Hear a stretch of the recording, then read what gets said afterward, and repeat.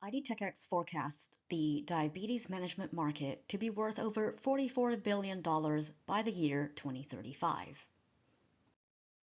One of the major changes in the diabetes management market has been the rise of continuous glucose monitoring technology. CGMs will hold the majority of the market share in 2035. Advancements in CGM technology, combined with improved reimbursement, have driven strong adoption, shifting users away from glucose test strips. In fact, the CGM market has already exceeded the test strip market in the year 2020.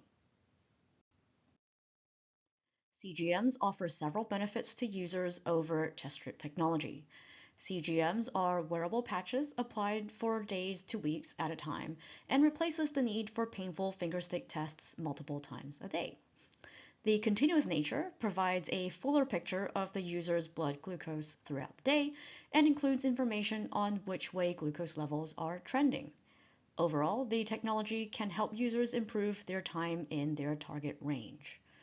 Furthermore, CGM technology enables further advancements in diabetes management, such as providing glucose readings for automated insulin delivery.